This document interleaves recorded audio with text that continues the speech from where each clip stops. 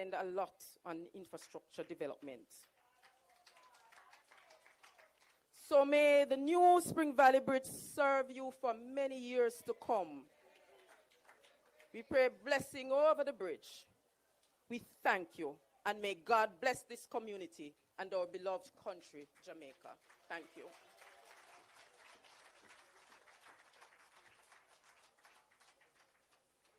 You see what I mean when I say she's passionate? Okay. Many thanks to our Permanent Secretary, P.S. Arlene Williams. At this time, I have the pleasure of welcoming to address you a man who needs no introduction in these parts, none other than your Member of Parliament, Mr. Clifford Everald Warmington. Thank you much, Mother Master Ceremony. Today I'm very happy and delighted that I can participate in the ribbon cutting and opening of the Spring Village Bridge. It has long been coming. Got a whole lot of complaints continuously, and I just say, just be patient, it is coming. And it has finally arrived. And I want to commend this government for acceding to the cries of the people of Spring Village, for doing this bridge for us. I think this is one of 3 bridges that were lost. This collapsed, Bushy Park washed away, Lennonsville washed away also. I know that the government, I might speak about it later on, is committed to replacing the Spring Village Bridge on this new program. I got complaints just today about it. I said, just be patient, you can't get before Spring Village. You won't wash away after Spring Village. Lennonsville, that one expect there was interest to replace in doing Colbert Village up there. But what I can say to you from Bushy Park and the others, as I said before, be patient, because this government build back better and stronger. So just be patient. I'm happy that eventually we see this bridge here. It take a long time to get it, and this has to do with the whole procurement process. And this type of system we have prevent government from moving forward the projects that they want to move forward with.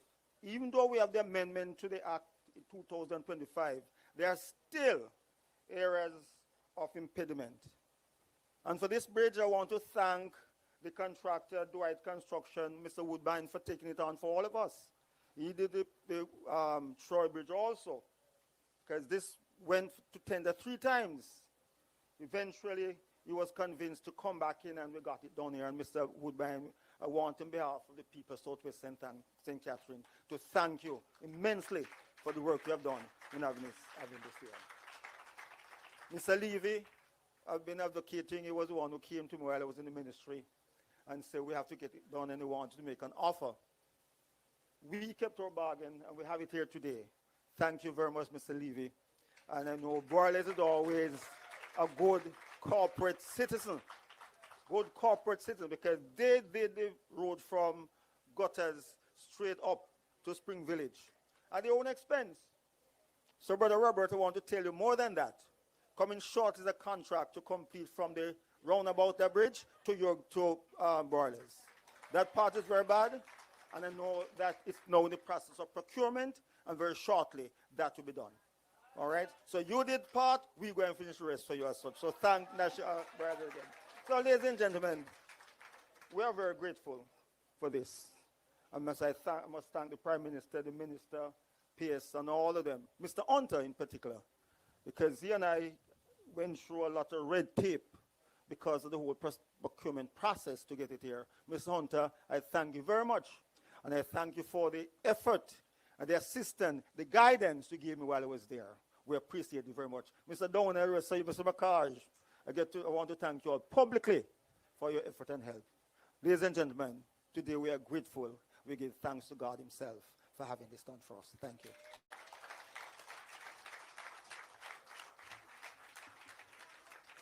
And now I also thank our Chief Infrastructure Improvement Agitator, as well as our Chief Gratitude Giver, Mr. Clifford Everald.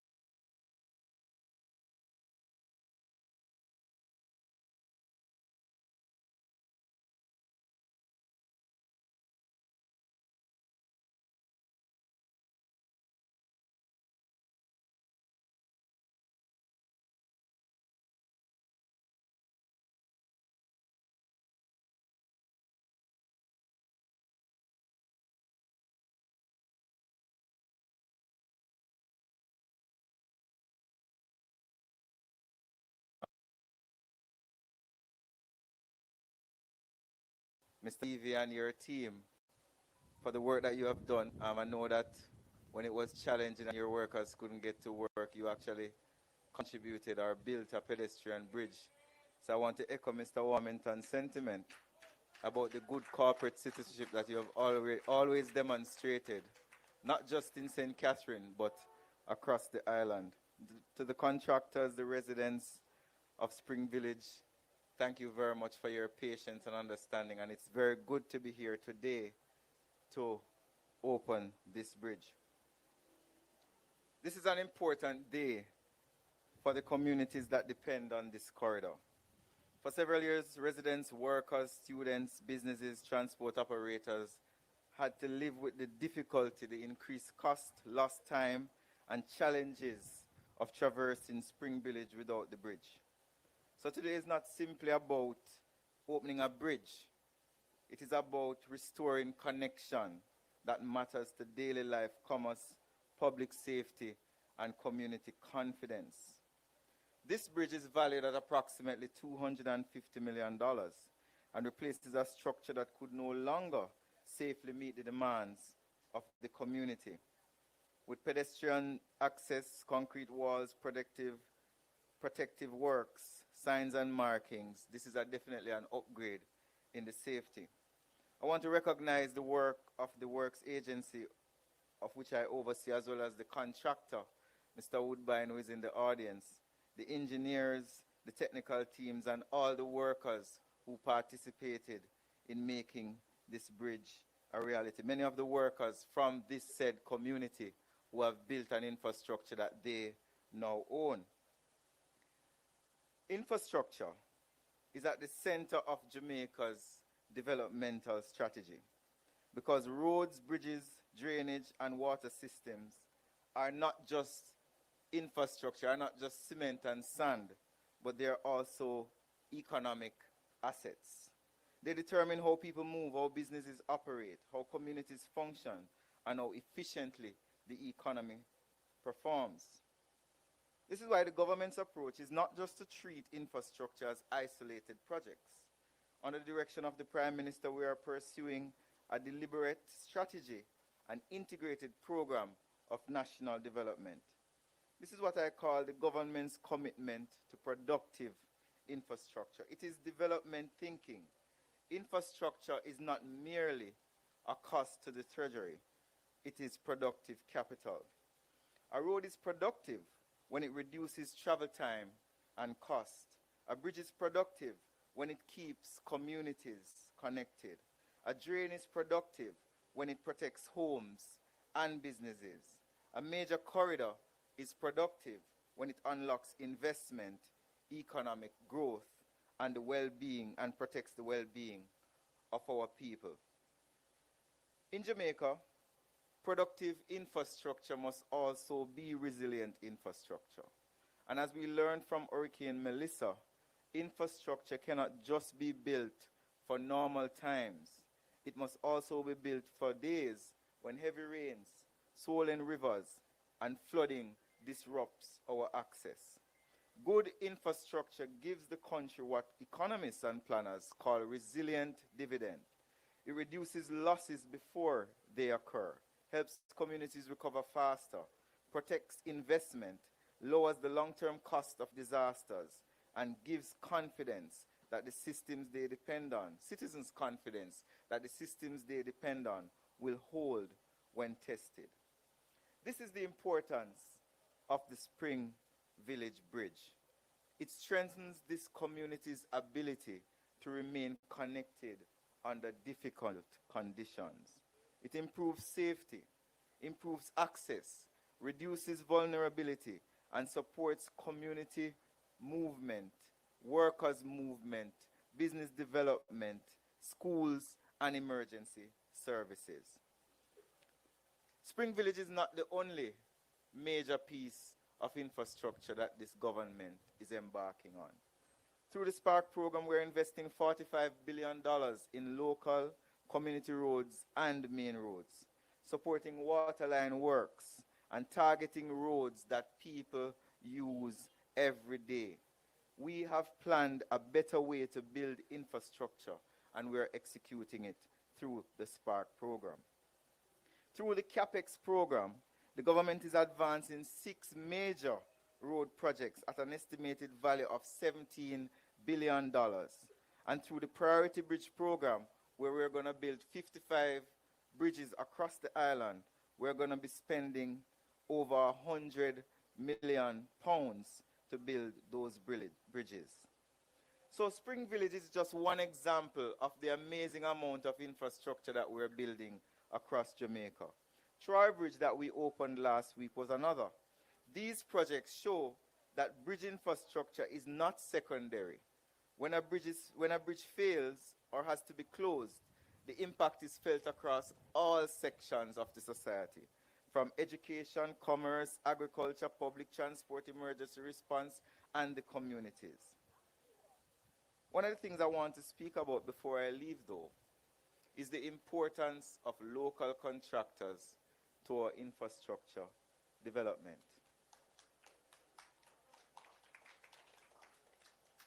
The 2 bridges that we have opened in the last 2 weeks were built by a local contractor. And coincidentally, he is sitting here in front of us.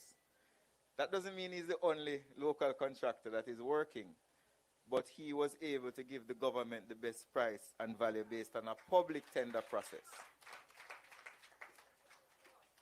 There has been some talk that the government is not investing enough in local contractors. I wish to posit today, before I take my seat, that the data does not support that assertion. Over the last 15 years, through JDIP, MDIP, SHIP, the government has spent a combined $1.2 billion on local infrastructure. Local contractors have received approximately 700 million of that amount. If you go down a little deeper, all of the CAPEX programs that have been advertised recently have been won by local contractors. Whether you're talking about Grange Lane, whether you're talking about Helshaw, and we have another one that was tendered, which is the Arthur Wint, which will be revealed soon based on the assessment of the ministry. But no overseas contractor has won a tender under the CAPEX program. The recurrent road maintenance program of the government over the last 10 years has averaged approximately $4 billion a year. And every single dollar of that $40 billion over the last 10 years has gone to local contractors. Under the Spark program, we have 26 local contractors partnering with the enterprise contractor to help build our Spark roads.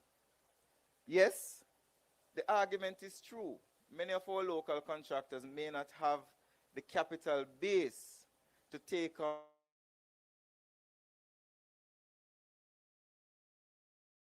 in carving out a majority of spending on local infrastructure to ensure that a majority of the spending goes to local contractors. The policy is not just simply to give local contractors work, however. We have to ensure that we get quality based on the spending of Jamaica's tax dollars, which is why something like the One Road Authority is so important, where we're evolving the management of our road infrastructure to ensure that while we are increasing our investment in local infrastructure, mostly to local contractors, we have an ecosystem built around ensuring that the quality of work is ensured. Jamaica cannot build a modern economy on weak infrastructure. We cannot simply improve productivity while movement is inefficient. We cannot strengthen communities if access is unreliable. And we cannot prepare for climate events if roads, bridges, and drains are not made more resilient. The people of Spring Village and neighboring communities, we thank you for your patience. To the National Works Agency, the contractor, all the partners, the Ministry of Economic Growth and job creation, the policy leadership of our Prime Minister, we thank you for your contribution. Let this bridge stand as a practical example of development we are pursuing. Development that connects communities, supports the economy, builds local capacity, and improves the everyday lives of our citizens. May Spring Village serve this community safely and well for generations. Because unless God builds the bridge, it will not stand. Thank you very much, ladies and gentlemen. Thank you so much, Minister Morgan, for your wide-ranging presentation, which also covers just the breadth of investment that your government is making in infrastructure development and infrastructure improvement. I want to especially acknowledge a few residents that I was speaking to earlier as I talk about, very briefly, the concept of civic responsibility. And these ladies, including Mr. Dennis, who is the husband of one of these ladies, Sadie Facey, so Sadie 79, and Sadie told me she's so happy to have the bridge because she was so scared using the daily bridge. And so she's so pleased that this new bridge is here and she doesn't have to take 2 taxis. Also, Charmaine Williams Brown, Michelle Walker, Jeanette Collins Dennis, and of course, as I said, Mr. Dennis. And these persons told me that they had to be here because they wanted to see the opening of the bridge. But as I listened to Minister Morgan, I want to add a layer of responsibility to your civic duty, part of which is to be here and witness this happening, that you also have a responsibility to go into your communities and let people know who are not here what the government is doing to develop their country, or our country. I also want to point out a concept. Sometimes we call it confirmation bias or negative bias. And it is essentially the idea that the brain is wired to look for false and look for negative. So we can see all this development that is happening around us, but we will pay attention to the development that is not happening. So I want to encourage us to take a moment to think about all the development that is taking place in our country. A few years ago, there was a viral video where the lady said, "Me never been seeing this yet. Me never been seeing this level of infrastructure development in Jamaica in many, many years, although I am not that seasoned. Still, we are students of history, so we know." Anyhow, thank you for listening to my monologue. I now have the pleasure of inviting to give us a cultural presentation students of Spring Garden.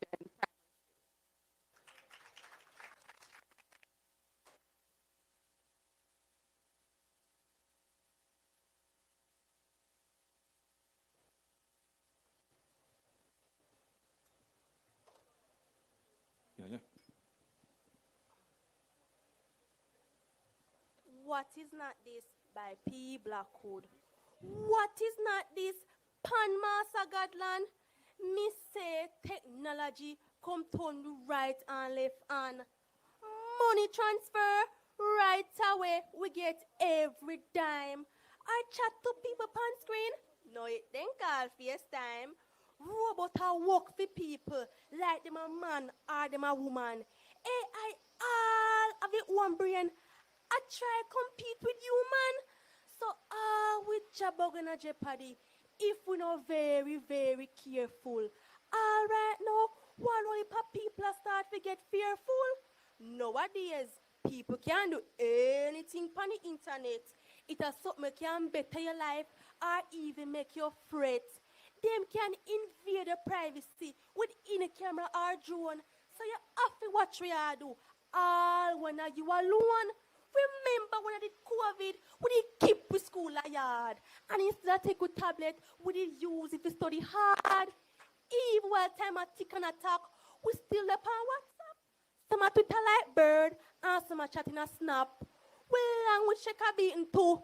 Some figure out for right. Enough of them I use up slang. And I give the English a real fight. Me say me can't keep up with this for true. Every single day me live. Me wake up to something new. People can make crazy money in any room them choose. Content creation come turn out one golden goose. Come turn out one golden goose.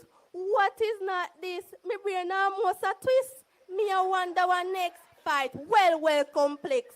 But one thing me sure you know, this thing when name technology, no have nowhere I go.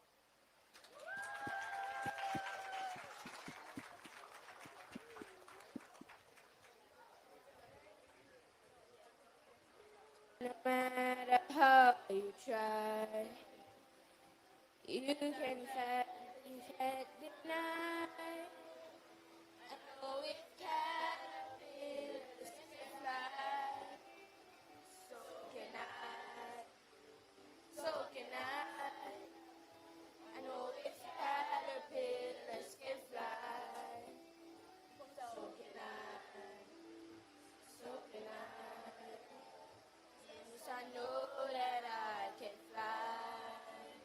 For I learned the laws of life. I know if caterpillars can fly. So can I.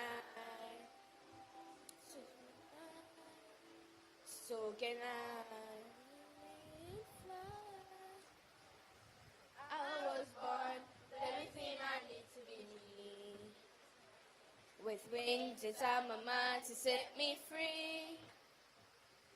I know I got vision more than my eyes can see. And I know I rule my destiny. So no matter how you try, you can never change my mind. I know if caterpillars can fly, so can I, so can I.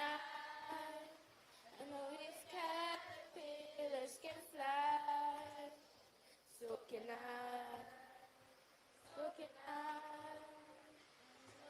Caterpillars can fly, so can I.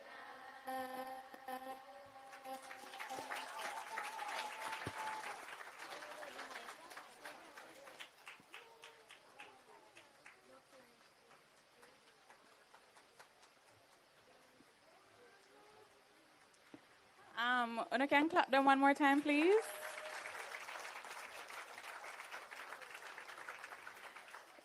That was such a profound performance. And hear what the young lady said at the first part? Una have to watch the drone all when una alone. Chat GPT, FaceTime, content creation is a new era. Anyway, of all the profound things that they said, what stood out to me? If caterpillars can fly, so can I. And don't watch a mosquito or a sandfly. All right, so if this is our future is very, very bright indeed. And now I have the great pleasure of inviting our Prime Minister, the man who is ensuring that we, as well as our children, have a very strong and secure future. Please welcome Dr. the Most Honorable Andrew Holness.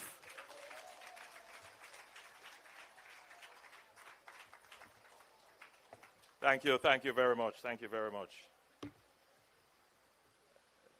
This is the second bridge we are opening in as many weeks. Last week, I was in Troy, on the border of Manchester and Trelawney, where I was in the presence of some very happy Jamaicans, absolutely happy that their bridge, which was built 100-odd years ago, was being restored. They felt so much pride, they felt that they were being acknowledged.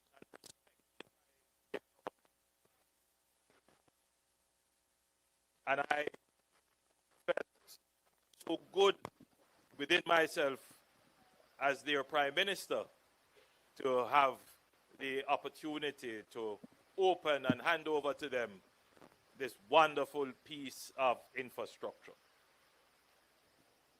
So it gives me also great pleasure today to be here with the people of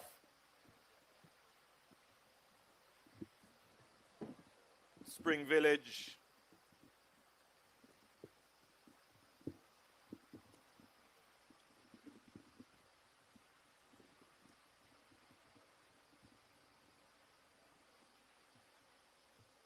and adjoining communities to celebrate the opening of another wonderful piece of infrastructure. Now, this bridge, I believe it is called the Nightingale Grove Bridge, was built in the early 1900s. Yes, so this bridge is over 150 years old. Yes. That it was washed away, well, it wasn't really washed away, but it was compromised by heavy flows, should come as no surprise. You see, as I look at the faces of the people gathered here, when we think of infrastructure, bridges and roads, they must last forever. Yes, that's how we think of it. It must last forever. But as we all know, nothing lasts forever. Mind you, some things last for a very long time. If they are well built and if they are well maintained, and as a spiritual person myself, if God smile on them, meaning if they have the blessings of the Lord, it will last a long time.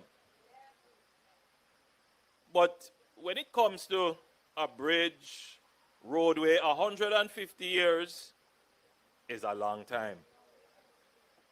And especially 150 years when we can all agree it wasn't always well maintained. That it has lasted so long, it would have meant that the bridge was well built, regardless of how well used it was. Because obviously that bridge was built for a time when it was buggy and donkey cart that was passing it. Nowadays, my good friend Robert Levy has some very heavy trucks passing on that bridge, carrying the chicken that we all eat, the best dressed chicken. And the workers who go to that factory and go home use that bridge. The children who go to school in this area use that bridge. 150 years ago, nobody was thinking about the best dressed chicken.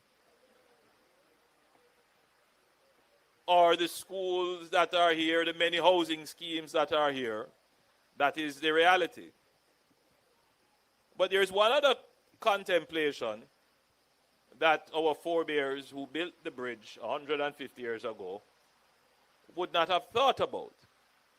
And that is the issue of climate change. Our climate, my friends, is changing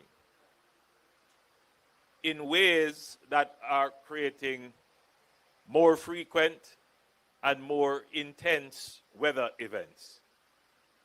But not only is the climate changing, the way in which we use our environment is impacting how the environment behaves, if you want to use a term like that. I want all of you to stop and think.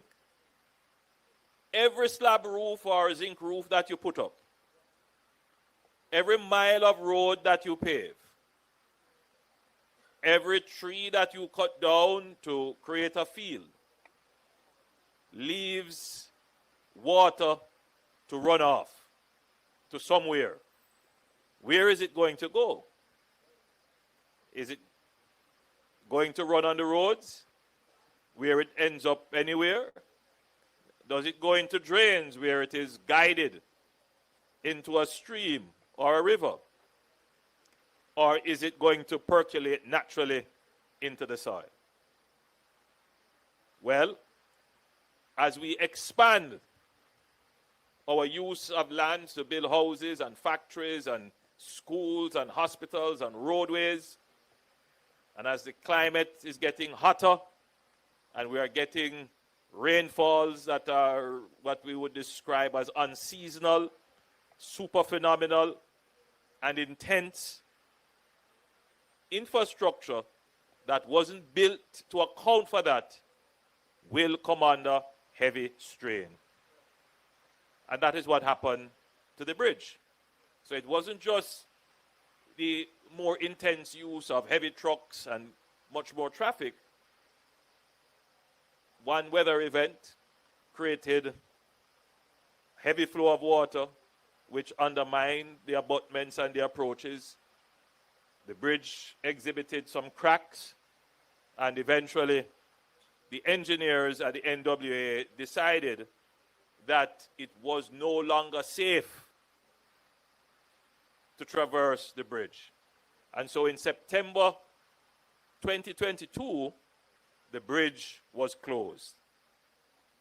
That's almost, 4 years ago.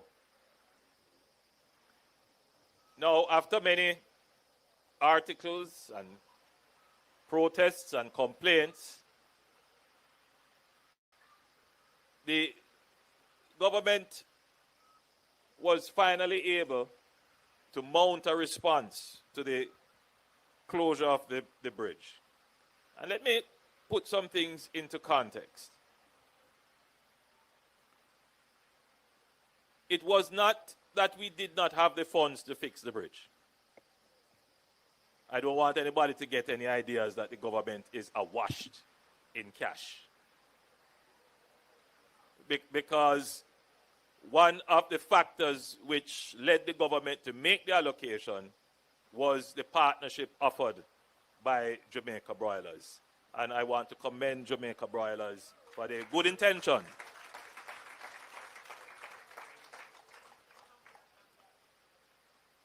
But the real obstacles to a quick response to the bridge would be, first and foremost, the process to determine whether or not this public investment was worthy to be made.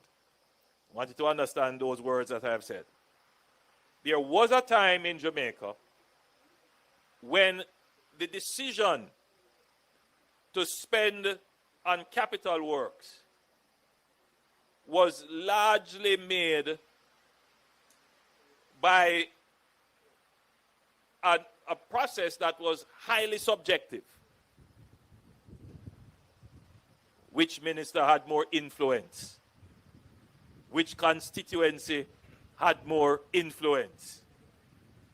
In other words, a high level of political would have determined capital expenditure.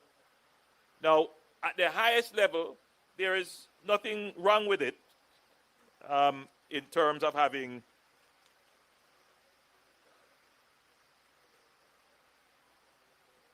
there's nothing wrong with capital expenditure responding to political imperatives. Happens all the time. But you want to be sure that with limited resources, if I have 10 bridges that need repair, the one that gets repaired should be done on an objective basis and not on the basis of who has the greater political influence. If you understand what I'm saying. Because then you could end up having infrastructure being done only in constituencies that are supportive of the government. You could have critical infrastructure being done by virtue of who know the minister. Or usually, you could have infrastructure being repaired by who demonstrate the loudest. Who burn the most road. Who block the most road. None of those should drive a country's capital investment program. What should drive a country's capital investment program? First of all is which investment is going to deliver the greatest economic return for capital investment. That must be how all Jamaicans begin to think about how their government uses their tax dollars. Now, mind you, I'm about to say something that may not be immediately popular. But every day I'm faced with demands. The road in front of my house is filled with potholes for the last 50 years that this scheme was built.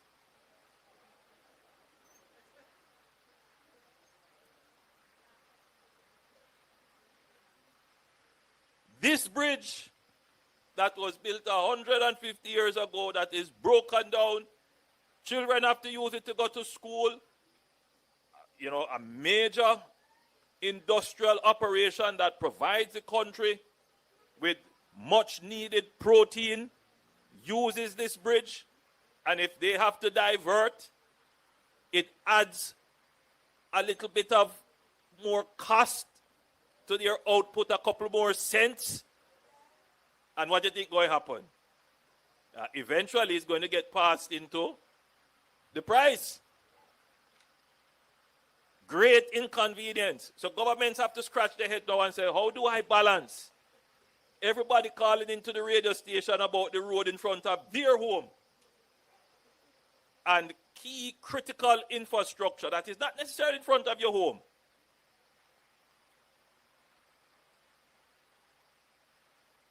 There must be a national understanding, right, as to how we're going to develop as a people. If we take all the money and fix the roads in front of your house and leave the other infrastructure that literally generates the revenues which we can then take to fix the road in front of your house, what will happen? Now, the politics does not pay attention to this, you know. Because when you go to vote, you're not voting that the Spring Village bridge was fixed. You're going to vote that the road in front of your house was fixed. You see how you cannot allow politics to determine the expenditure of your capital budget. There's a saying, you know, that says not everything that the public is interested in is in the public's interest. It is the reality that I face as your Prime Minister. Balancing the local, personal, political needs versus the national needs. And it is a tricky balance. I will not have the opportunity always to explain to people in this way why we have to do the things that we do. And there are those who, as we say in Jamaica, have it up in them craw that you wait till election. And so it goes. We, as a government, we have to do what is in the national interest all the time.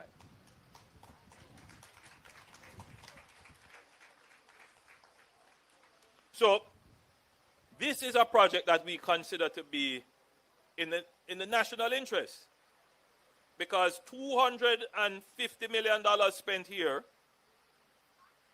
could have been spent on roads in several other communities.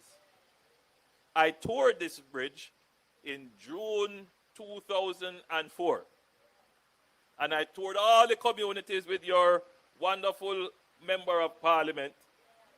And he made sure to take the opportunity to carry me into all the nook and crannies and show me the roads, because that's what the MPs do. When they get a hold of me, they make sure to stand with their constituents and say, see it? I show it to the Prime Minister. I told the Prime Minister. Poor me. And so he did show me all the other roads that need attention. And in balancing the response to road infrastructure, we came up with a program called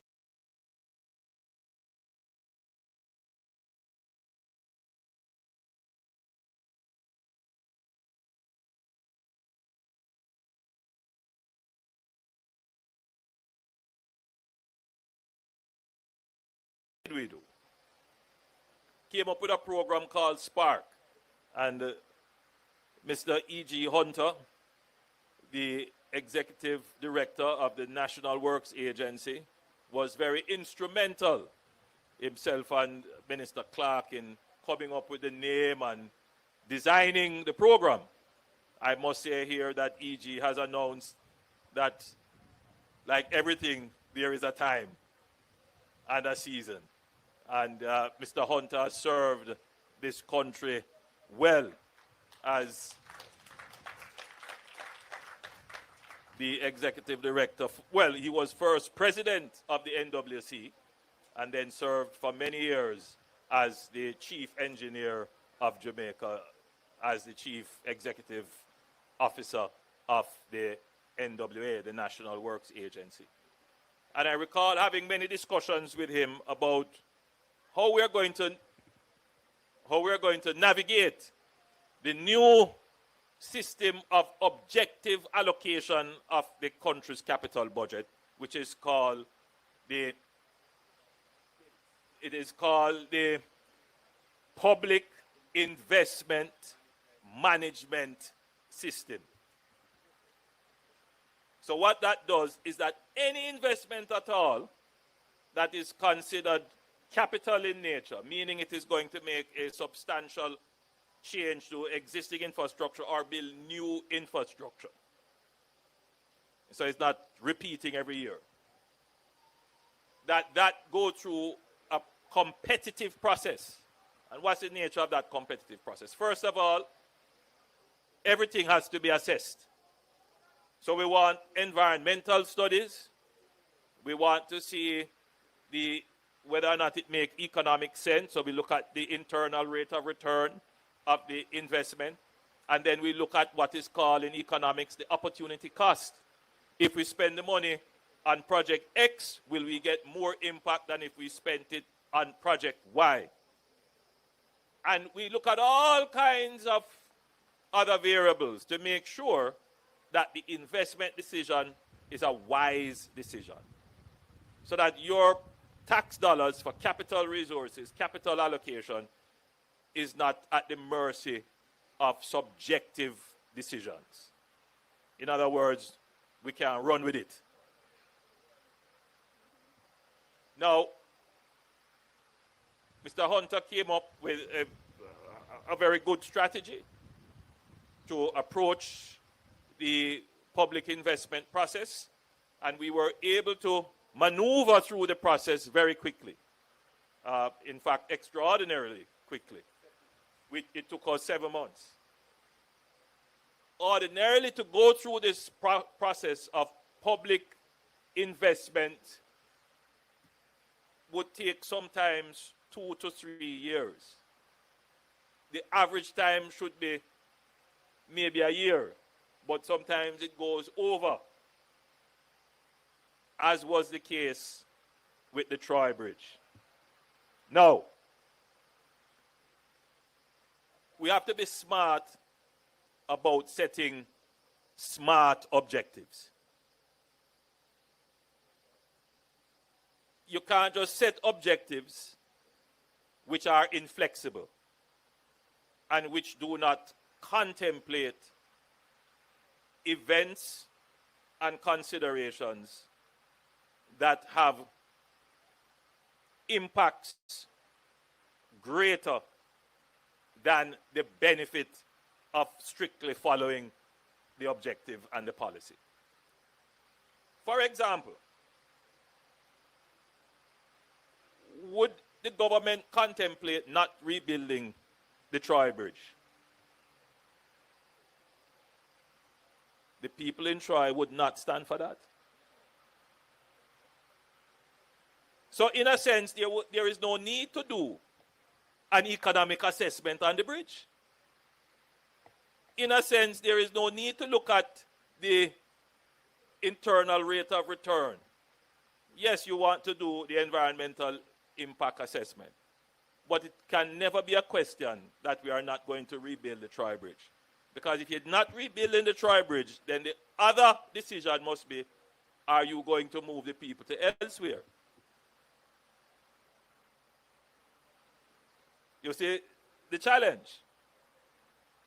So if we are going to take 2 years to make a decision, that is obviously a decision that we have to make. It makes no sense.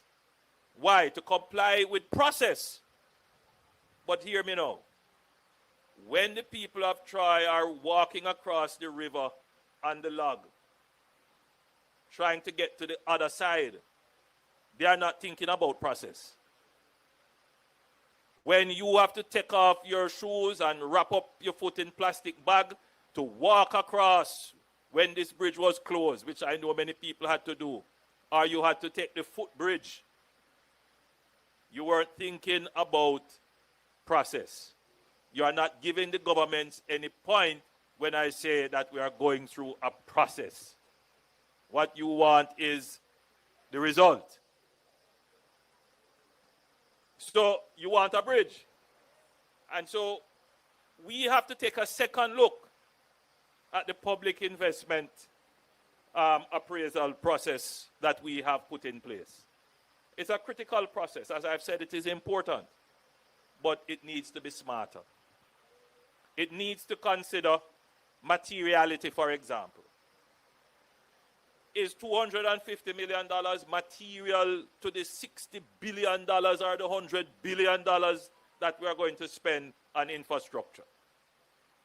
If it is not material, then it doesn't have to go through all of the process. If it is a decision that has significant national implications politically, then it is not a decision that has to go through the process because you have already made the decision. You have to do this. Not all projects have to go through the extensive process. Now, there are some listening to me who will say, but no, you make the law. Yes, we cannot deny. We are the ones who put in the law. But that's the beauty of it. That as you see how the law operates, you can make adjustments to get a better law, a more effective law, one that accounts for some of the considerations that were not accounted for when the policy and the law was made. But we don't just get up one day and say we're going to change the law. We go through a very extensive process, again, of explaining to the people why we have to change the law. We do it here at the podium when we speak to audiences like this. We do it in the parliament, and we do it at our press conferences. That's how we engage. Then we go through, again, other processes, a long process until the law is changed. We definitely have to revise the public investment appraisal system to ensure that, yes, there is objective use of the capital budget, but that it is smart enough to acknowledge projects that are not material to the overall budget to create a problem, acknowledge issues that have national importance that are decided by, again, yes, the cabinet, by political considerations which may be necessary, and have those dealt with on a special tract or an alternative. So that has to be done. The other contemplation which affected the project, because if you looked at the timeline, you would see the bridge was closed in September 2022. I toured it in June 2024, approved it a couple of months after that, and then we are here now in June 2026. A long time. The 2-year process from start of work to construction, some of that had to do with, first of all, very few contractors wanted to take on this project. Why? Because the project required specialized equipment, piling equipment, that had to drive piles 100 and odd feet into the ground to make sure that the foundation of the bridge is stable. Some of our contractors don't have that equipment. So this was put out to tender about 2 or 3 times until eventually we found a contractor who had access to that kind of equipment. Minister Morgan pointed out how important the contractors are. The contractors are critical partners in the efficient expenditure of the capital budget. So you could have the money, but if you don't have the contractor who has the competence and the equipment to do it, the money won't be spent. And this bridge suffered from that. Eventually, we found a contractor who has done an excellent job. Mr. Woodbine, please take a bow. You have delivered the 2 bridges. I haven't been told whether it is on time and in budget, but the cabinet approved 250 million, and I see that the bridge cost 250 million. So I suspect it came in on time and on budget. So we commend you. Now, that having been done, then there is the issue of labor. Believe it or not, the contractors, and this contractor pointed out that they had problems with having labor, both skilled and unskilled. I know when I say this, many of you sitting in there, you say, what? Am my son there yard and I do nothing? As I go around the country, I see a whole heap of young men sitting down. Boss, we don't want to work. And I scratch my head and say, but all the contractors, I was at the Jamaica Chamber of Commerce Awards dinner last night, and that was a part of the conversation, the challenge, we don't have enough labor, not enough skilled labor. Yes, my friends, labor is a constraint on our growth. Every young person that decides that I am not going to work, I am going to stay home and stay on the corner because they not pay me enough, we lose productivity. We lose productivity. Now, I understand the problem. I can't tell somebody to go work for what can pay their bus fare to get back home and send their children to school. I understand that. I want you to know I understand that. Which is why every year we try to inch up as much as possible the minimum wage to set the baseline, the threshold, so that employers will increase their wages to you. Because we are now, believe it or not, we are now at full employment, at 3% unemployment. That's basically full employment. But I can tell you that with the construction projects that we now have and the construction projects that I see coming across my table, we do not have the labor to fulfill it. It is not that the bodies aren't here. It is that they are not willing to work.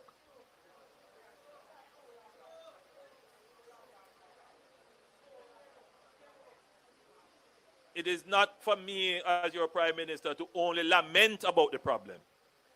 I have to do something about it. So we did put in some programs.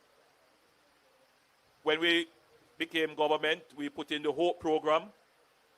And that program was such a success. We brought in 20,000 youngsters. We trained them. And all of them are now in the labor force. We estimate that there are about 50,000 persons out there who are unemployed.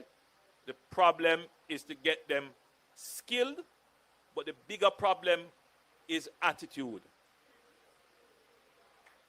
That's the bigger problem is the attitude.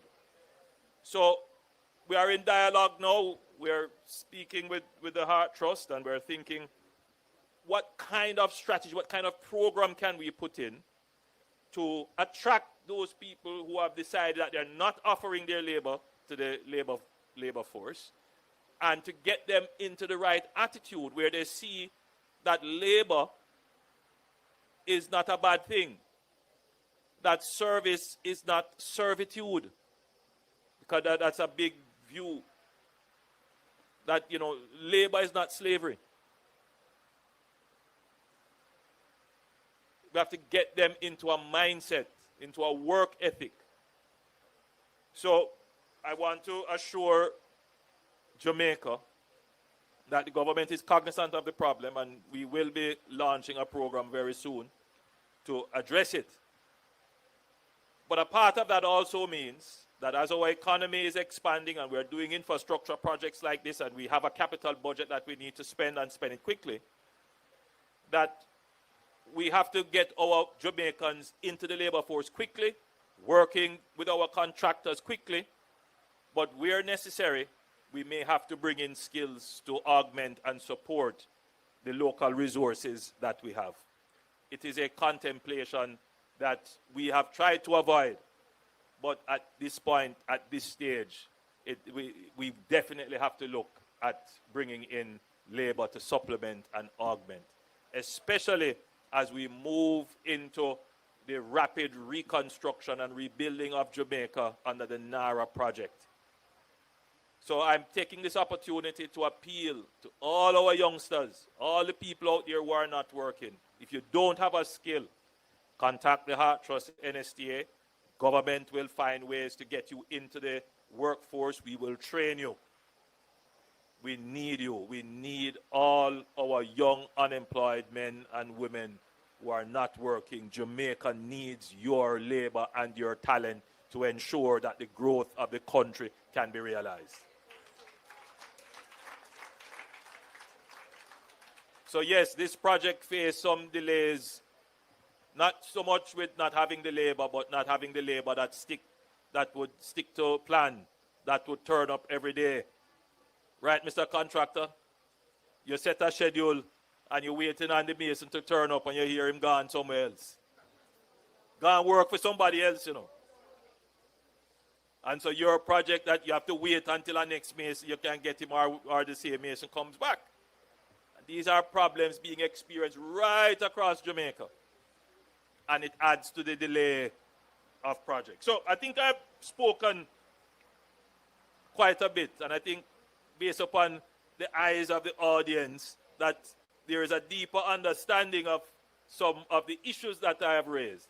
And what I want to do now is to ask you to become ambassadors for the arguments that you have heard here today. When you get back into your church, into your school, into your bars, and you hear some of the conversations, which are reasonable conversations, but they don't have the depth of understanding as to why we face the situation that we face, that maybe you will be able to add a different dimension and a different understanding to the problem so that the Jamaican conversation can be edified and meaningful. Ladies and gentlemen, it is indeed, therefore, my great pleasure to say that this bridge is now officially open and handed over to the people of this area. May it be for the benefit and prosperity of the people of Jamaica. God bless you and thank you.